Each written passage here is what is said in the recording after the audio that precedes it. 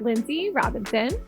Welcome to the Woo Report. I'm so excited to be here. I can't wait to dig into all the fun things. I'm so happy to be connected. You are a hypnotherapist and an intuitive guide, and you are also a podcast host. High vibe in it, but you have extensive knowledge in behavioral science, manifestation, emotional freedom technique, which is the EFT tapping, human design, dream therapy, and there's so much more. I want to get into so much of that. Yeah. But first, I want to ask you about your path and how you kind of got here. We talk a lot on this podcast about crack open moments. Mm-hmm. I had this near-death experience where I was run over by a car 5 years ago, and that cracked me open into spirituality. I'm curious if you have had anything like that. Oh, geez. Or did you just like wake up woke? I definitely didn't wake up woke. What comes to mind is and I've tried to find different ways to say this. There's really no nice, fluffy way to say it. I learned from a young age that I had me, and that was pretty much it. And I as well had an experience, but I was like 9, maybe 8 or 9, and I almost drowned in a pool. And it was totally like, I am an overthinker, so I nailed down every possibility. But I wanted to walk across the pool because I couldn't swim. So I put foot on one end of the pool. I touched the other end of the pool. I was like, okay, there's no deep end. Got it. But what I did not take into account was that the deep end was in the middle of the pool. So I thought I had all my bases covered, and I didn't. So I obviously... I almost I started inhaling water, and I was like, oh, I'm gonna die. This is how this feels when people are about to die. And so I finally somehow found the edge of the pool and like lifted myself out, and I'm like vomiting water and choking and sputtering, and I go, Mom, she's like, what's wrong? I said, I almost drowned. She's like, oh no, you didn't. And look, I'm not trying to paint my mom as any sort of way, but that is just what happened. I know she loved all her children, and she did the best she could. But in that moment, I was like, are you kidding me right now? I'm telling you what happened, and you said, no, you didn't. Anyway, 2 seconds later, my brother did the same thing, but I was like, Mom, get him, because I saw him do it. He followed me everywhere. Yeah. So I kind of like expected it. And so sure enough, she jumped in and grabbed him out, and I was like, I told ya. But anyway, so maybe that, I mean, you never really know what's happening when you're a kid, but looking back, I think I always had this like deep understanding that like, I can't rely on you people. I can't, what do you mean? I gotta do this myself. And so I don't know about how anyone else would experience this, but for me, it was like, I gotta get out of here as soon as possible. And the second I graduated high school, I turned 20, and I moved to Los Angeles. I grew up in Michigan, so I moved across the country by myself, and stayed away for 20 years. I actually just recently came back home at 40 and 39, and to be clear, and it's been a journey. We can definitely get into that, but I think this is an obvious one maybe to some people, but having kids is another one of those things where like you don't really understand or wonder what you're capable of until something like that happens. And the same fear I felt when I moved to LA is the same fear I felt when I became a mom, which was like an expansive fear. Do you know what I mean? A contracting fear is like danger, you're going to get hurt, this is not a good idea. An expansive fear is like, I know this is the right thing to do, but I've never done it before. It's terrifying. I don't know what's on the other side of this, but I know right now that it's the right thing for me. And you might not even always know it's the right thing for you, but it just feels like it's the direction you need to move in. And so those are very similar fears that I think can't help but open you in a way that forces you to see how capable, resilient, resourceful you are, because you have to figure it out. And I kind of love those situations, and I also hate them at the same time. You know what I mean? Yes, of course. I mean, who wants to feel fear in any capacity? But I love how you just talked about that. That was... I did warn you before we started. It's hard to know. I was a tangent lady, so I hope everybody's ready. No, let's go. Let's go. I love it. Okay, so how did you then get into hypnotherapy? Well, interestingly, the reason I did always have this feeling that I needed to be on my own, and I wanted to get as far away as possible. And I at the time, it was like, I just want to see what's out there. I just want to know what's possible. And I don't want to stay in the same city for the rest of my life. It's just not who I am. And around that same time, my sister gave me this book called Journey of Souls. Have you heard of it? Okay. Oh, sure have. I was like 19. Sure I was have. like, who the heck is this? Wow. What is a hypnotherapist? I have no idea what's going on, but this feels right. This feels true. This feels more true than anything that anyone's ever come to me with in terms of spirituality or religion or beliefs or anything like that. This felt like things locked into place, right? And that's such a weird feeling, but it's so cool. So I think that was like a domino effect of like, once I read that, I couldn't get enough and I needed to know more. And I knew he had an institute in, I can't remember where it is, but it's like Northern California. And I was like, okay, well, done. I'm going to California. But once I got there, you know, I didn't even end up in the place where the school is. It's like, I didn't understand anything about geography. I did not know. You were 19. I did not know what I was doing. Okay. I just showed up and I was like, let's figure this out. But I realized very quickly, like, oh, you need a job like now. You need to actually survive. This is an expensive city to be in, and I'm not going to be one of those people that moves to LA and then has to move back 2 months later because they can't hang. I'm going to figure it out. And so kind of as a result, put hypnotherapy on the back burner. And I just was desperate to do past life regression, life between life therapy, just understanding what the soul is. I've always had an interest in doing that anyway. I was always in the cemeteries and I would like put my hand on the tombstones when I was like 12 and be like, how did this person die? And like try to feel it, you know? So it's been... Did you feel anything? I mean, sometimes I think I did, but you never really know. Because again, I was a suggestible child. Yeah. I was just a weirdo, which I think the best people always start out as weirdos and end up being weirdos, and I would never have it any other way. But so I've always been interested in like what makes us more than just meat and flesh walking around with thoughts and ambitions and things like that. Like, what is this? What is a spirit? What is a soul? And it just ticked every box. So anyway, got a job. Forgot about hypnotherapy for a long time until I had a kid, like 8 years later, 8 years after arriving in LA. And I decided I don't want to go back to doing a stupid retail job that I don't like and don't care about. I'm 27 years old. What do I want to do with my life? And first thing that came to mind was hypnotherapy. What do I like? Hypnotherapy. Wow. Remember hypnotherapy? Remember how that made you feel when you first learned about this? Remember that feeling? And I got all excited and I was like, yeah, hypnotherapy. Wait a second.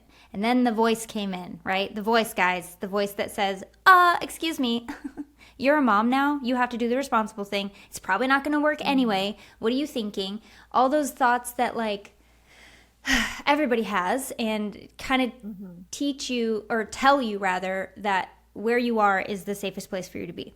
Now, I know now what that was. That was my programming, my subconscious beliefs that were running off of an expired, outdated program that was telling me what was safe and what was in line for me.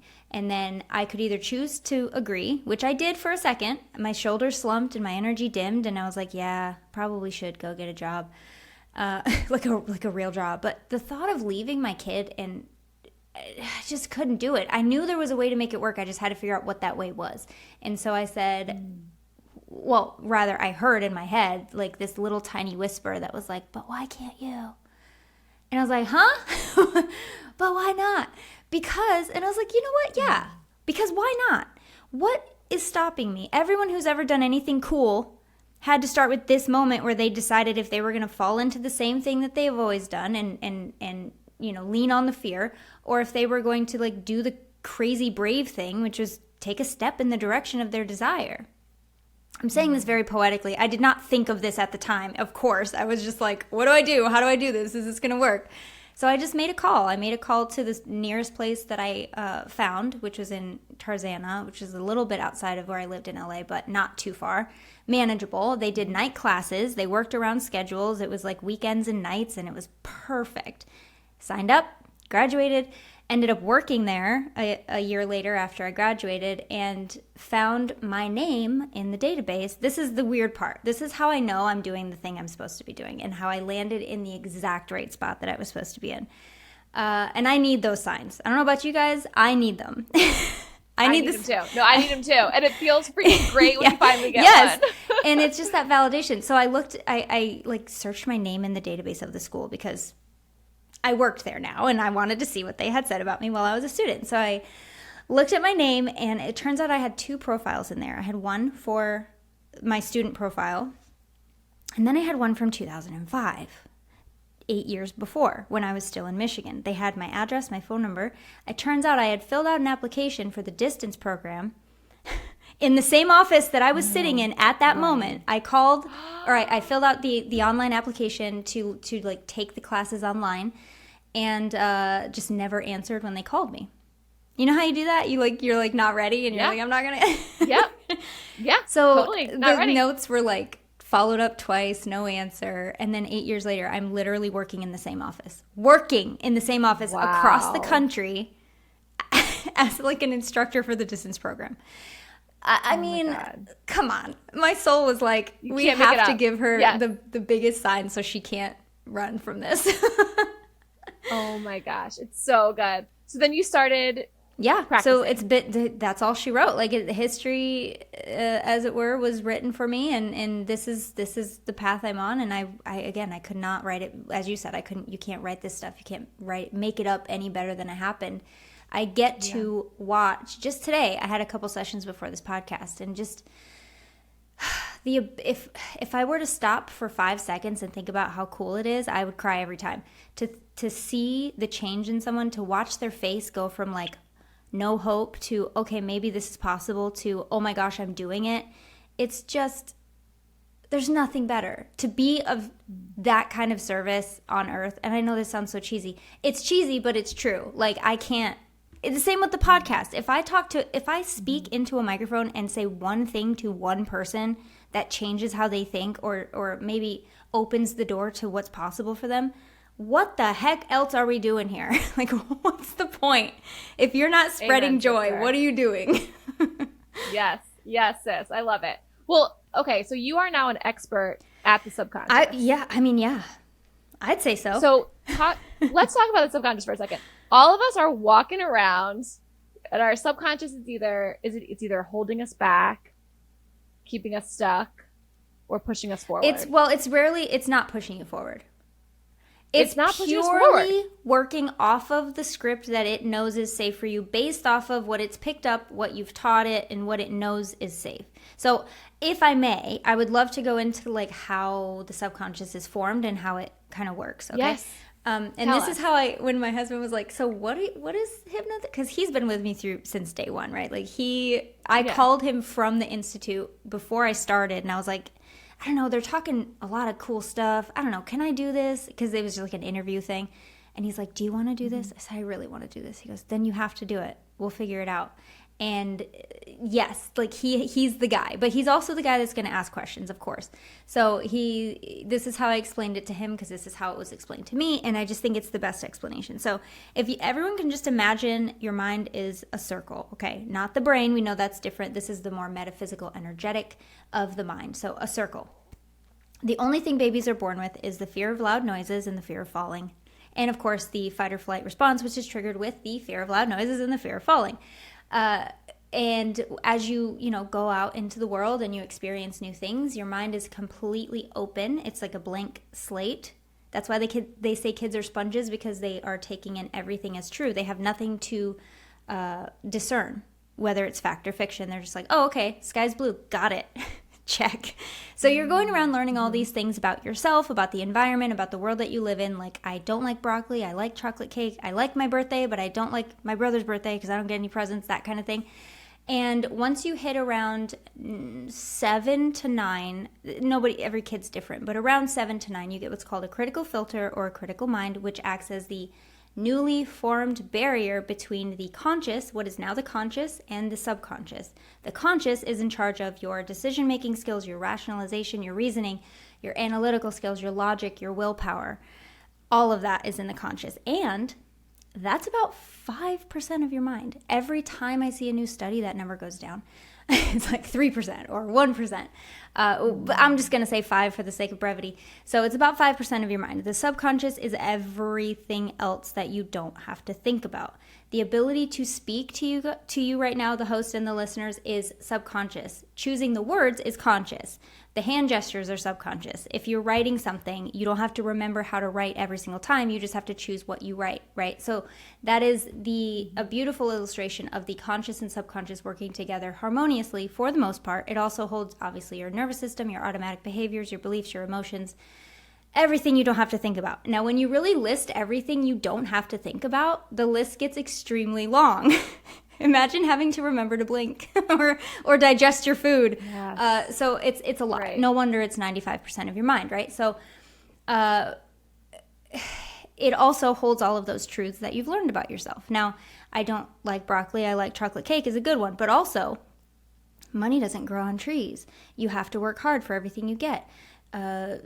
You've had a lot of heartbreaks in the past, so love isn't safe. Or your parents abandoned you, so you have to rely on yourself, and no one's ever going to love you. There's so many. I could go on and on, but that is kind of, as we learn that stoves are hot and that heights are dangerous as well, you also learn what is a danger to your emotions. And that includes unknown behaviors as well, unknown events. So like an unknown danger is just as powerful as a known threat to your subconscious. So when I say your subconscious is not really pushing you forward, it's because that's not what it's designed to do. It is designed purely to keep you moving one foot in front of the other, alive and breathing. Not happy, not fulfilled, not satisfied. But the good news is you get to teach it what is safe. Right now, what it's working off of is what is safe. And you have achieved every single goal based off of what your mind thinks is safe. Your mind is a goal machine. It really is. It's constantly churning out goal after goal based off of what it's learned. So when I say that, sometimes it kind of has a defeating feeling, like, oh, well, I guess I'm never going to have this. But the cool part is, like, you're not stuck. You're not stuck. It's just the hidden part of your mind that you don't get to be, literally, you don't get to be conscious of it. So the reason that I love hypnotherapy is because you're able to access that subconscious. You're able to get it to be in a receptive state, to listen to you and to actually take in what you tell it. So love is safe. I can have as much money as I want. Money loves me and I love money, and it's attracting me all the time, and opportunities are coming to me. Whatever it is. Your subconscious is able to learn new things. It just doesn't know to unless you tell it to. It doesn't know expiration dates. It doesn't know fact from fiction. It has no idea if you're kidding. So self-talk is very important. It has no idea. If you call yourself a name and then go, haha, just kidding, it doesn't know you're kidding. It will just say, okay, check. We're stupid. Got it. So please be careful. Please, please, please talk to yourself in a way that is pushing you toward your desires, because your subconscious is always listening. It's always listening. So anyway, I know I said a lot there. Let's talk about it. So good. All right. So tell me about how you activate it and make some changes to what we have learned. Let's say we did learn love is unsafe. Yeah. So are we just talking to ourselves about it now? Or we're like, you're safe. Yeah. I love you. Well, you can. Maybe that's a good first start. That is a great start. And it's actually, that is more conscious. So when you have a goal, let's say as an adult, oh, by the way, the fact that your subconscious is formed when you're about 9 or 10 years old just simply means that we are all 9 or 10-year-olds walking around in grown-up suits trying to figure it out. So please be easy on yourself and be nice to that 9-year-old, please. Now, when you have a goal... No, I'm just like, do I have time for my 7-year-old, to...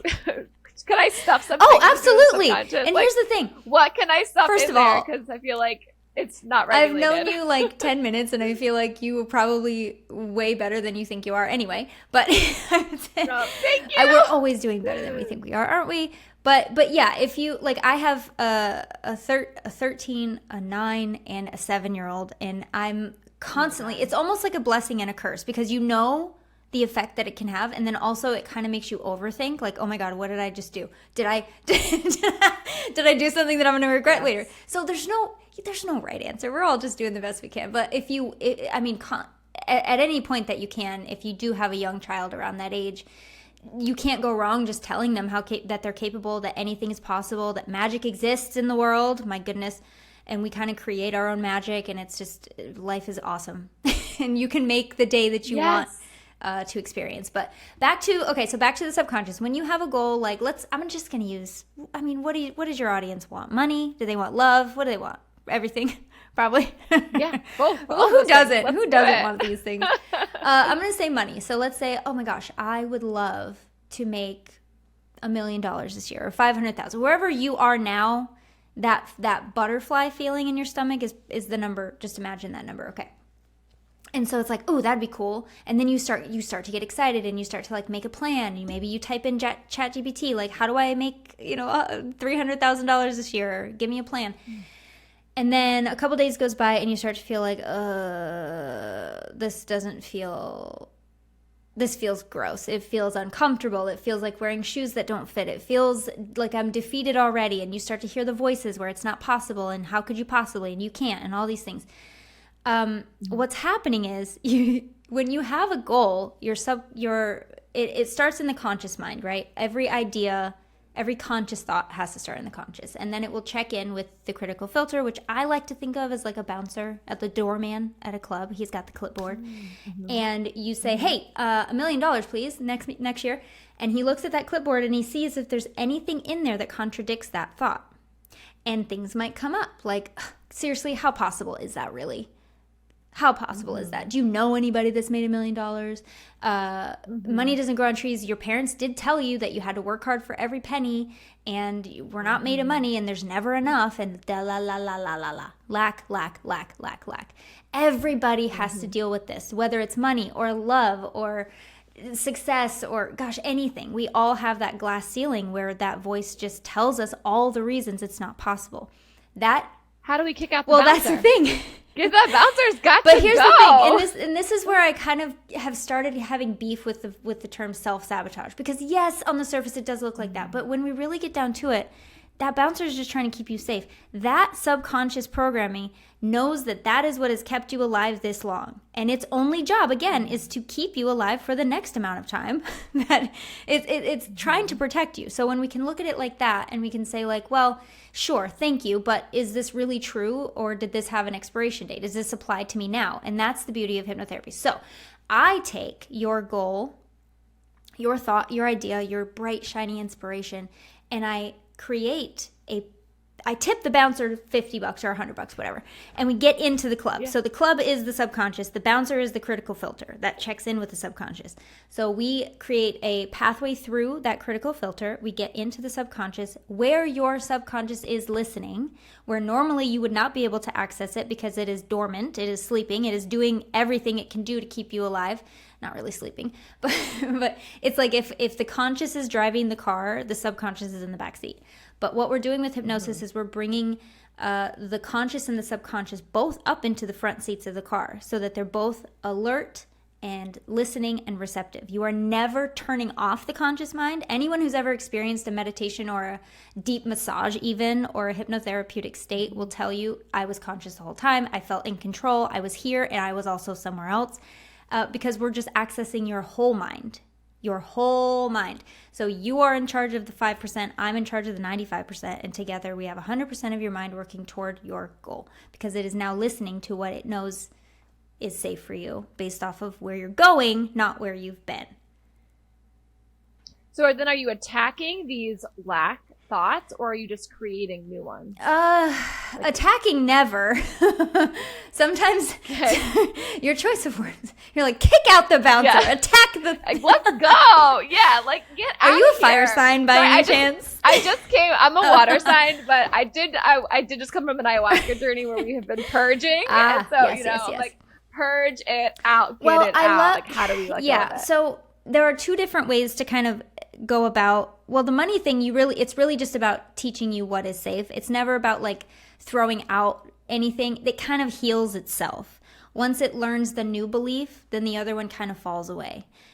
Because as most of us know, you can't really hold two contradicting beliefs. Only one can really survive or be dominant. So once you're able to feel in that receptive state, like it maybe is safe to have more money. Maybe I can hold more. Maybe I can still be responsible and live up to my expectations and have the time I want and spend time with my family and give to charity, whatever it is that you want to do. Maybe I can do all of those things and still have the goal that I want. It in that receptive state where your subconscious is listening, it will grab onto it. So you have also expanded beyond hypnotherapy, though. You have all these other expertise that you dabble in. Yeah.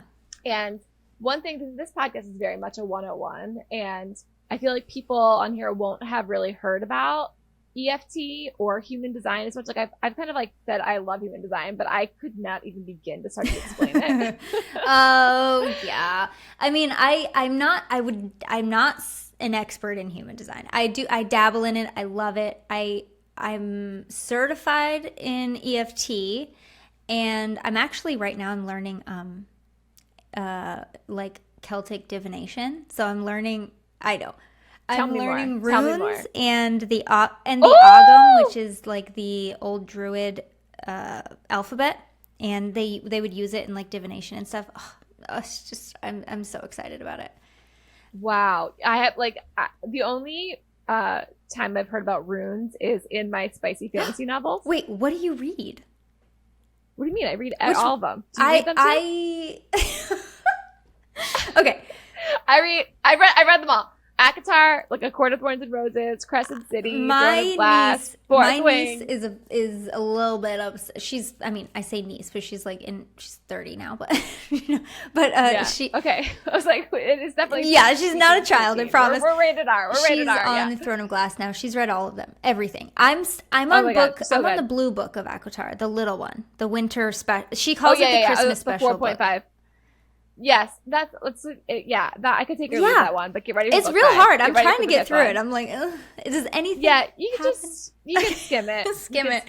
You can skim it. Yeah. One thing before we get back into like actual stuff, have you read Outlander, the actual books? No. Should I? Should you?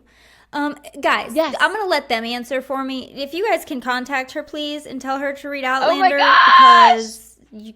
Yes, so good? It is so good. So I like ACOTAR, but I hated on it for a long time because I'm not big into the style of writing. I don't like how she writes, and I know I'm gonna get a lot of hate for that. It's just but okay. I like the story. Okay, I'm gonna give it that. I do like the story. The story is great. It is great. I like the pace and the events and all that stuff, but the way it really bugs me sometimes when a writer. Same thing happened with Twilight. I just couldn't. Like, why are you writing like this? but different strokes for different folks. Now with Outlander, it is very wordy. They're very big books, and it's written in a way that's easy to read, but it is very wordy. So I would highly recommend it. It's a time travel, like, you know what Outlander's about. I honestly really don't. I have to go. Okay, sorry. I'm kidding.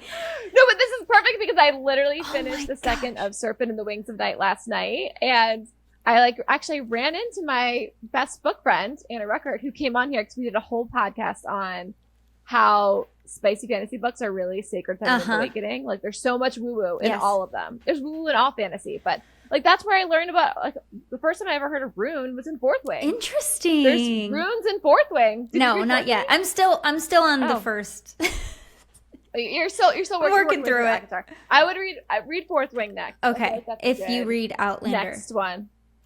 Oh yes, I will. I will read. It's done. I'm gonna the Kindle. So ordering the premise is this woman from the 1940s gets shot back 200 years and has to figure out life and what's going on, and falls in love with this tough beautiful Scottish Highlander warrior who and then she just has to like navigate it. I'm not even worried about giving spoilers because it's like it came out when my firstborn was 2. It was like 2014 when it came out, and I'm obsessed with Scotland already. I love Scotland and anything Celtic and time travel. I'm a huge Doctor Who fan, so of course I'm gonna be into time travel. But when I realized this show was coming out, I was like, what is this book? And I found it. It came out in like the 90s, but I found all the books and read the first book before the show even started, and I had like 2 weeks to read it, and I was like, I'm doing it. Oh my god. And I'm the kind of person that needs to read the book before I see the visuals. I need to have the image in my head first. So anyway, the point is, read it. It's great. Okay. So good. I'm gonna read it. It's happening. Okay, tell me about runes though. So is it actually like pieces that are hold energy? Do you do this on video? Do you post the video or is it mostly audio? Both? I'll post this on YouTube. Yeah. I'm gonna get my runes. One second. Go get them. I'm really trying to figure out the meanings and like what each of them mean. And it is definitely more like the energy of the rune. I have a selenite wand that I keep in the bag so that they stay cleansed. Yep. But they're just river stones. I hope you don't hear the clinky of the stones, but no, that's okay. We love a clinky. But they're just beautiful little river stones with symbols on them. So I'm still learning, but they just have and I would say they definitely do have energy. And the way that I'm learning it is I'm gonna want to memorize the meanings and memorize like a tarot deck. Like I'm gonna want to memorize it, but it is so different. You have to feel them. And sure, you need to feel tarot too, but tarot will tell you what it means. This has so many different meanings. For example, this is Isa, I-S-A. Isa, however you want to say it. This can mean frozen, stagnant energy. It can mean clarity because ice melts and you can see. It can mean going within for answers, that frozen state where you're kind of going inward. It can mean winter. It can mean delay. It can mean have patience. So like, how do you know what the meaning is for your situation? Well, that's where your intuition comes in. If you pull, let's see, which one did I just So are you like putting them in the dark bag and then you're putting your hand in and asking kind of a question? Yeah, you can. The way that I've been studying them is I put them all in my hands and then I let 3 fall out of my hands and then I kind of draw them, write them, what the name is, draw them out, and then list the meaning, and then I'll go back and like, how can I interpret this for me and what's happening? You definitely can ask a question. Most of the time you probably do, but because I want it to be kind of random and I want to study each one, I'm just kind of letting whatever ones want to come out. And that's kind of how I pull cards, to be honest, too. Sometimes I'll have a question. Sometimes I'll just be like, what do I need to know? Let's just go for it. So I don't know. It's been really fun. It's been really fun. And I like this because... And then do you infuse them? Can you infuse them with energy and like change the meaning of them? Change the meaning? Probably not, because they each have their own like symbol. Yeah, it's like a sigil kind of almost, which is interesting because I don't know if I want to show you. I'll show you this, on my computer I have a sign that says pull your runes or cards and ground, and then I have this symbol, which is basically it's a binding rune, which is for like monetary gain and protection and all that kind of thing. So you can even put these runes like together and make a sigil to like, it's almost like a spell. Very woo right now. It's very woo. So as you can probably guess, I'm having so much fun. And I like this because it's kind of going back to, I think it's important for, if you have any knowledge, to learn the ways of your ancestors. And there's just such a different magic when it comes to doing the things you know that your people did. And if you come from a multicultural background, even more better, even more fun, because you get to dabble in all different kinds of things and you can I feel more at home doing this than I even do burning sage, because obviously sage is an indigenous herb. And so this just makes me feel better. I guess it makes me feel more like connected to it in a way, you know? Yes. But yeah. It's so interesting. I saged my whole house today. I've actually never done the whole house. I've usually just like done a room. But today something was making me feel like I wanted to do it. Like, I don't know, post ayahuasca, I feel like I'm just also feeling like I just need to like clean everything. And you know what I also like doing is they have if you like sage, that's great. I love sage. I love incense. I love my tuning fork. It's like it's like 500 or something. I can't remember the megahertz. It's over there. But I have like I just ding it in all the corners and it's like this ringing in all the corners of the room, and that definitely shakes up and clears out the energy too. But there's also indigenous herbs that, you know, Celtic people use too. So if you don't want to use sage and you feel weird about it, you can find, like, you could burn anything. Burn a bay leaf, okay? Yeah. And it's totally, it's very healing anyway. So, but yeah, sage is great. You marry it with your Absolutely. intention, though. You marry it with, like, cleaning out anything negative and replacing it with love. Yes. That's where the real magic is, I think. Oh, I love that you're super into runes. This is so fun. Thank you for sharing all of that. All right, talk a little bit about EFT tapping. And do you use that with clients? I just did today, actually. I've used it with myself a lot, too, especially in the last few months. Yes. EFT is the emotional freedom technique. And it is basically working with, if you think of acupuncture as like pushing needles into the meridians, the ley lines of the body, acupressure, same deal, except you're pushing on them. EFT is tapping on those same meridians. You can do one side, you could do both sides at the same time. It doesn't matter because the energy is still moving.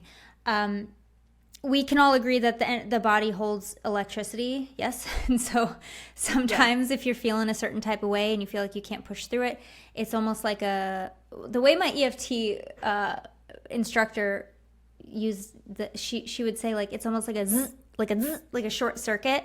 And so all we're doing with EFT is we're just cleansing and clearing out any energetic blockages. So you can do it for anything. You can do it for anything.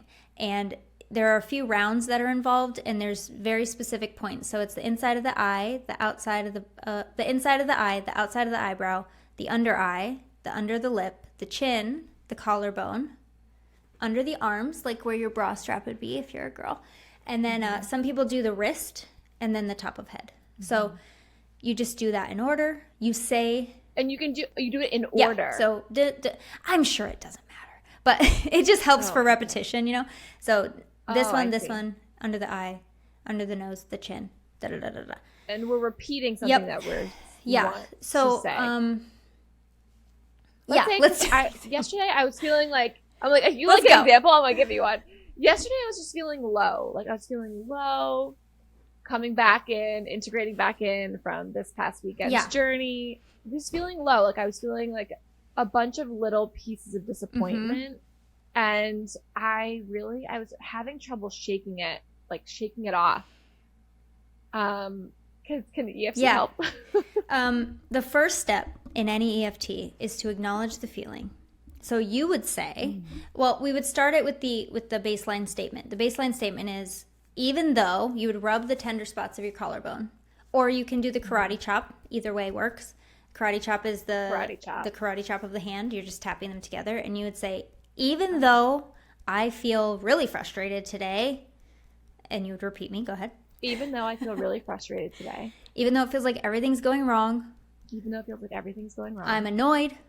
I'm still processing. But I still love and accept myself.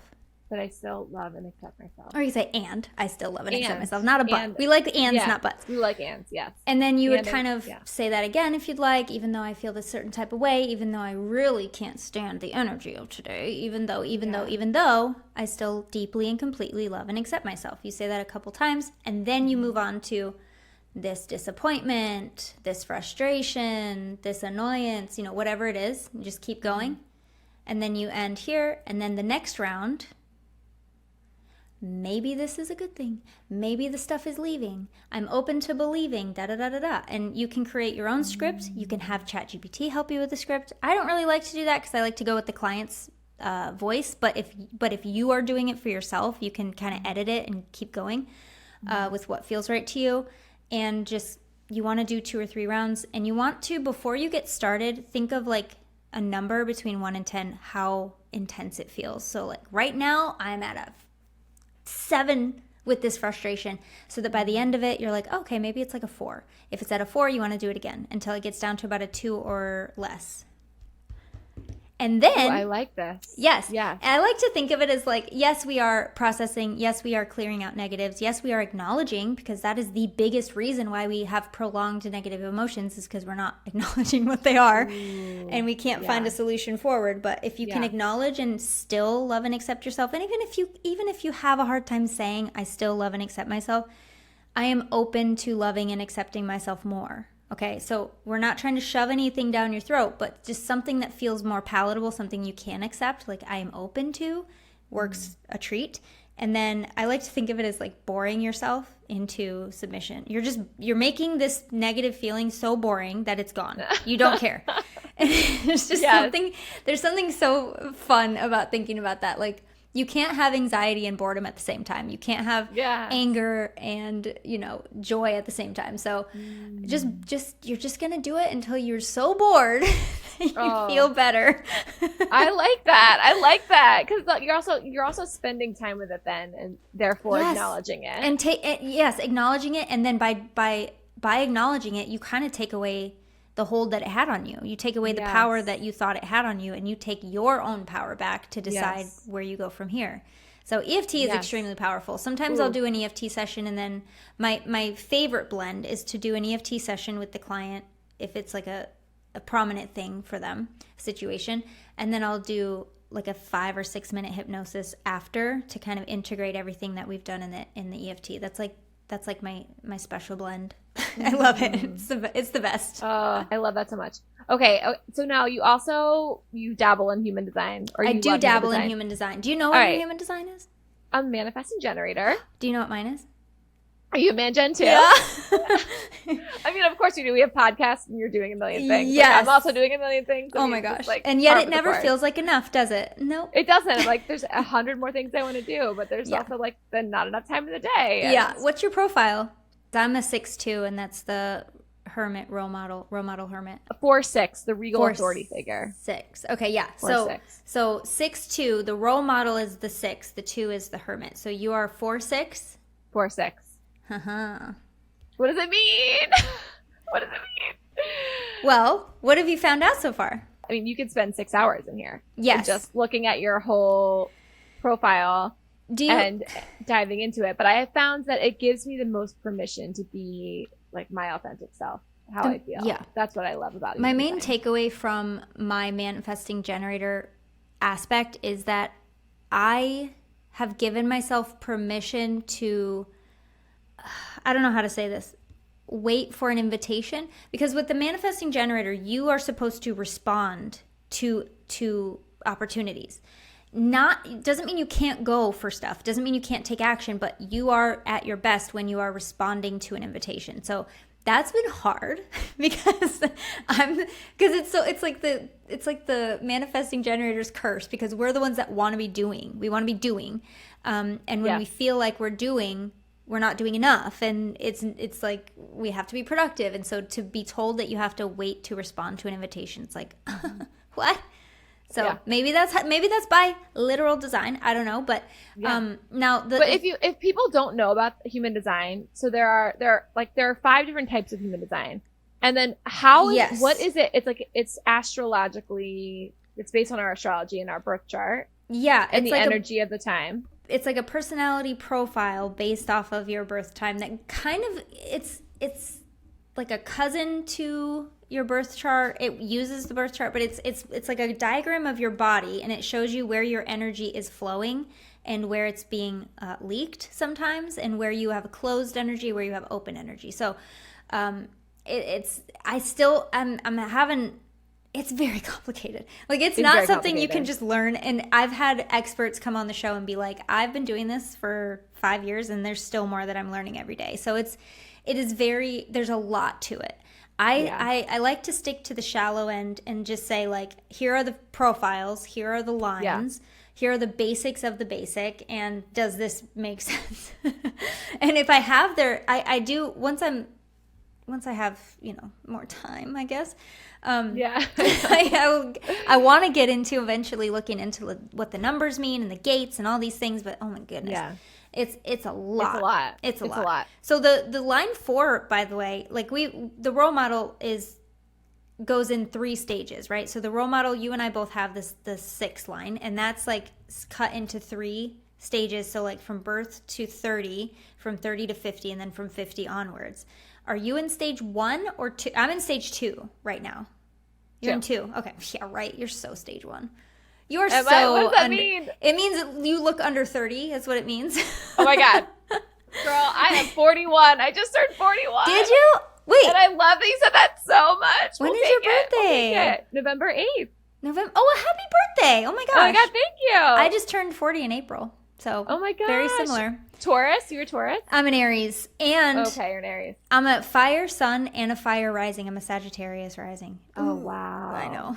So I have a lot of energy. Probably should stop drinking coffee.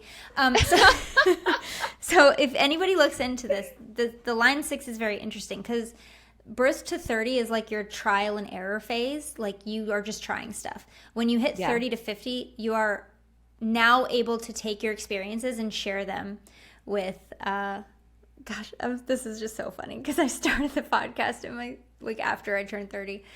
So now you're able to share your expertise and help others. And then from 50 is when you really kind of step into your power and step into like the role model that you're meant to be. So something to look forward to. Something to look forward to. Yes, definitely. The line 4 for you is like community. It's like you opportunist role model.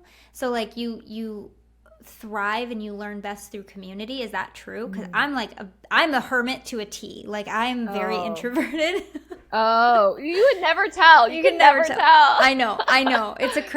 I've been told that so many times. But if you could see through the eyes of my husband, I'm like in sweats, just huddled on the couch watching like Love Island or something. We're trying to make sweats more mainstream. Can we please? I'm like I know that people we're podcasters. Like I'm wearing sweats right now. I'm wearing sweats right now. I know, but like it's just like I'm trying to wear sweats out of my house. That's what I'm trying to do. I haven't gotten there yet. Like when I go pick up my kids, I'm like I should put on jeans, but I don't want to at all. I know. Wait, are you a sacral responder or are you a sacral emotional? Okay, yeah, me too. So it's like that gut instinct. Have you found that to be true for you? I feel like I'm feeling into it more now. Yeah. I trust it more now as I'm older, and I've trusted it less. It's funny because like when I try to explain intuition, I'm just like, just go with what the first thing that comes to your mind, but I don't realize that not everybody can understand what that is.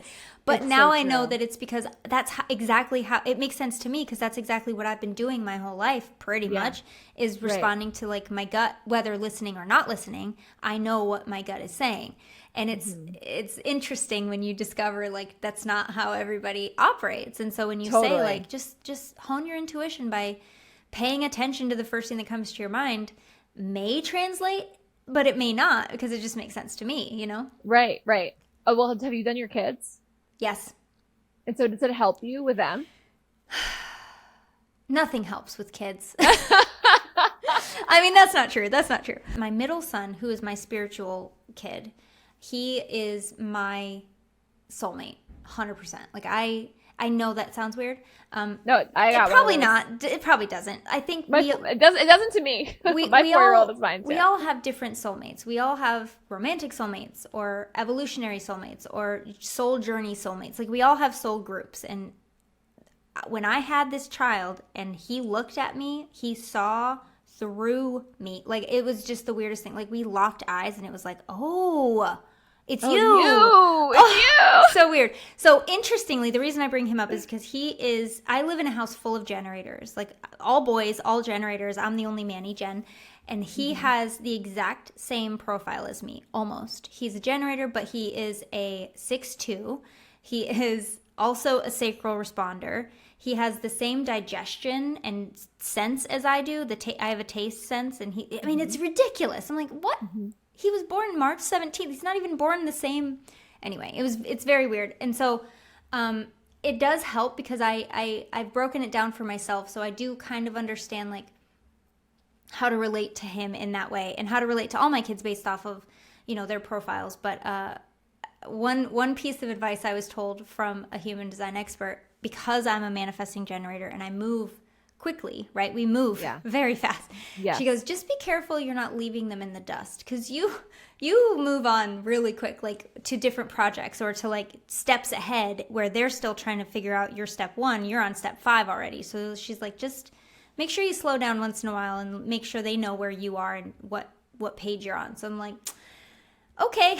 So it's more That's like helpful. how I can relate to them rather than how they can relate to me. But yeah, I think all of these tools are really great. Gene keys, great. Your astrological birth chart profile, absolutely fantastic. Enneagram. What's gene keys? What's gene keys? What's gene keys? What's that? Oh my gosh, I need to come back. We need to have so many more. Oh my gosh, you're coming back. You're coming back. We haven't even talked about dreams. I do handwriting analysis. Oh my gosh, I know. We have so much. Okay, well, you'll come back. I play in so many fun arenas. I really do.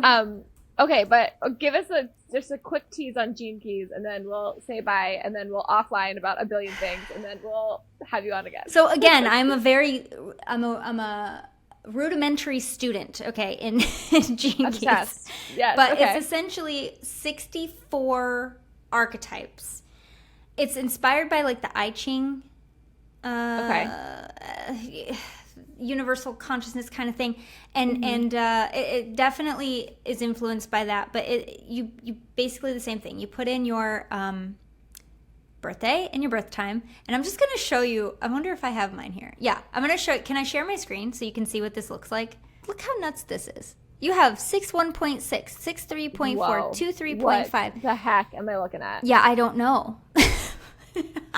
I do know a little bit, because the reason I know about this is because we had somebody come on and like teach us about it, and so I've learned more since. But I'm absolutely not an expert by any means. Yeah, right. But if you look here, this is my. You know how human design has a self theme and a not self theme? Yeah. Okay, so with this particular, I'm so sorry for anybody who can't see this. In this one right here, we'll just say my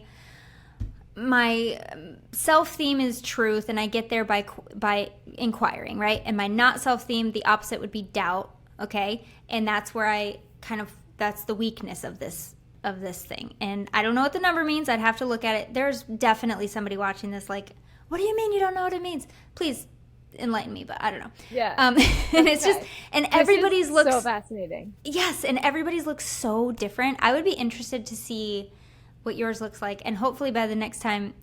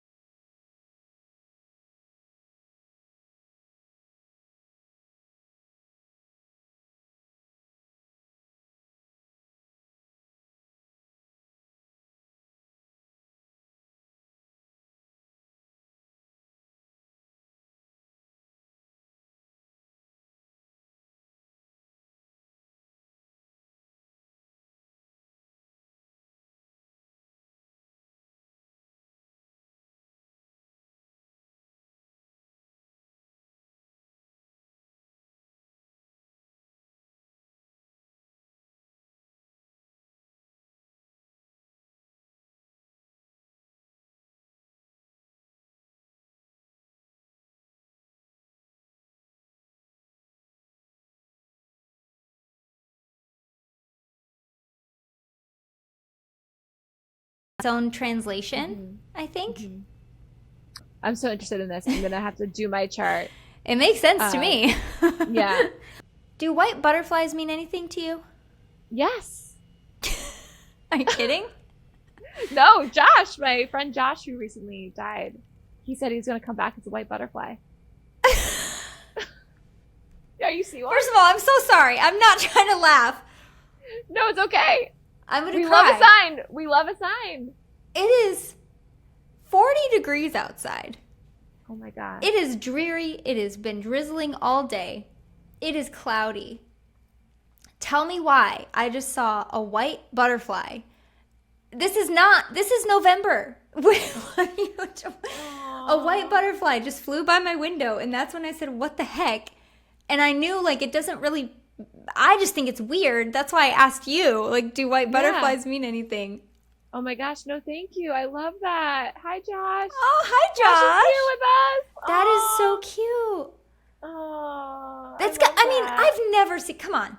There's no way a butterfly should be alive in 40. Oh my God. I'm no scientist, but I have not seen a single butterfly. I barely let my chickens go out because it's so cold. Your chickens? Yeah. Where do they stay? They don't stay in your house. They're in a barn. Yeah, they have a little coop, but we like to keep them inside because we've sheltered it for the winter, and it gets really cold at night. So it's hard for me to let them out. I mean, this is fine for them, but for a little teeny tiny butterfly, I don't know. That seems really weird to me. That's so special. I know. Oh, thank you for sharing that. Oh my gosh, Lynnsey. We literally we could talk all day for 24 hours a day. Yeah, we could just like dig into all of the different modalities and get lost in them. Please let's do like an Instagram live or a TikTok live or something where we can just talk about fun stuff. Please. I love how you want to do a live. Yeah. I thought that ship had sailed for you. Well, the ship has sailed of me worrying about what I say. Oh, okay. That's I why I brought that up. I like because that. There's no way I can worry about that at this point. It's just, it is what it is. I love but yeah, that. we should totally do something. I don't know. Well, let's do something, and we're going to talk more. And thank you so much for coming on and sharing all of your wisdom with us. Thank you. This has been so fun. Thank you so much, Lynnsey. To get connected with Lynnsey, you can find all of the links in the show notes. And thank you for listening to The Woo Report. For way more woo-woo, please follow and subscribe to The Woo Report podcast on YouTube, Apple Podcasts, Spotify, iHeart, or wherever you love to listen. Never miss an episode of The Woo Report by joining the community at thewooreportpodcast.com. Thank you for liking, sharing, rating, and loving on this little slice of magic. I am so, so grateful you are here. Bye.